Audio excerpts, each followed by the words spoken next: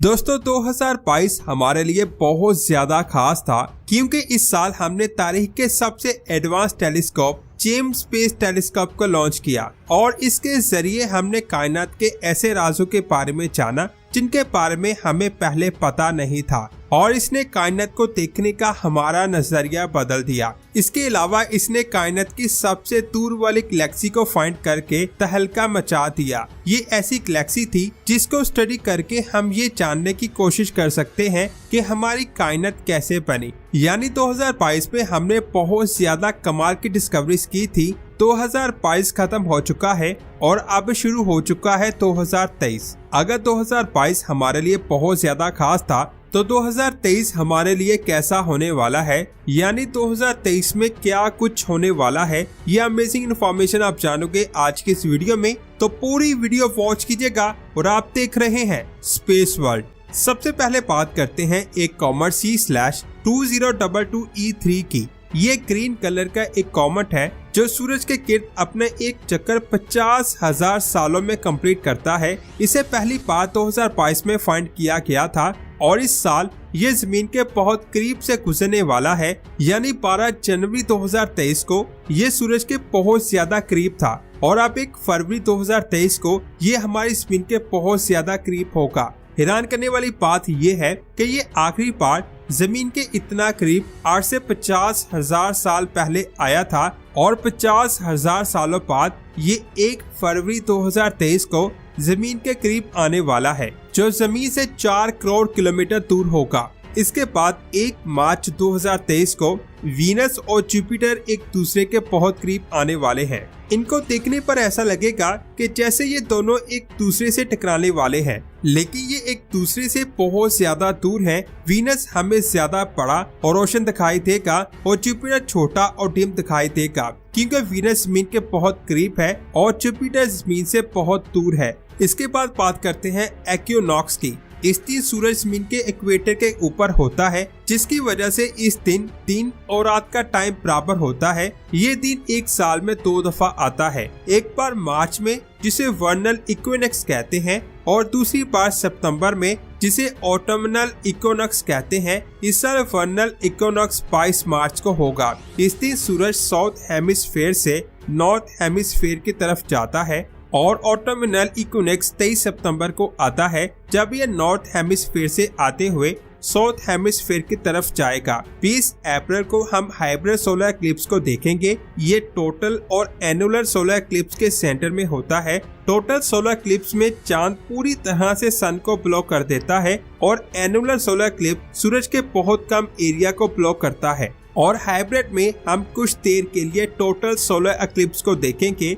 और कुछ देर के लिए एनुअल सोलर इक्लिप्स को देखेंगे। सबसे ज्यादा हैरान करने वाली बात यह है कि 100 सालों में हम ऐसे इवेंट को 6 या 7 बार देख पाते हैं। आखिरी बार इसे नवंबर 2013 को देखा गया था। इस इवेंट को आप तभी देख पाएंगे जब आप ऑस्ट्रेलिया या इंडोनेशिया में होंगे। इसके बाद बात करते हैं मीटियोर शावर की। ये बहुत ज्यादा आम है, हर साल हम कई मीटियोर शावर को देखते हैं। 22 और 23 अप्रैल को यारिट मीटियोर शावर होने वाला है। असल में C/1861 नाम का एक कॉमेट है जो हर 415 सालों में एक बार जमीन के करीब से गुजरता है। आखिरी बार ये 1861 में जमीन के ऑर्बिट को क्रॉस करते हुए गुजरा था। जब ऐसा कोई कॉमेट गुजरता है तो वो अपने पीछे बहुत सारी डस्ट को छोड़ता हुआ जाता है। मिसाल के तौर पर वो जमीन के ऑर्बिट के इस पॉइंट पर अपना निशान छोड़कर गया था। जब जमीन अपने ऑर्बिट को पूरा करते हुए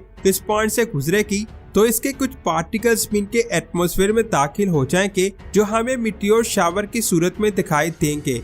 लायरिट मीटियोर शावर लायरा कॉन्स्टेलेशन में दिखाई देता है और फिर 6 और 7 मई को एटा मीटियोर शावर होगा, जो हेलिस कॉमेट की वजह से बनेगा। ये हमें एक्वेरियस कॉन्स्टेलेशन की तरफ दिखाई देगा। 21 जून 2023 को समर सोलिस्टिस होने वाला है। ये साल का सबसे बड़ा दिन होता है और रात सबसे छोटी होती है। इस दिन जमीन नॉर्थ साइड पर बहुत ज्यादा टिल्ट हो जाती है और नॉर्थ वालों के लिए ये साल का सबसे छोटा दिन और सबसे लंबी रात होती है। इसके बाद 28 और 29 जुलाई को डेल्टा इक्वोरिट्स मेट्रोर शावर देखने को मिलेगा जो कॉमेट 9060P की वजह से बनेगा। 12 और 13 अगस्त को हम परसीड मेट्रोर शावर को देखेंगे। 24 अगस्त को हमारा चांद एंटारेस स्टार के सामने से गुजरने वाला है, जिसकी वजह से हम इस स्टार को नहीं देख पाएंगे। ये स्टार हमारी स्क्रीन से 550 लाइट ईयर दूर है, जो रात को आसमान में नजर आने वाले सबसे रोशन स्टार्स में से एक है।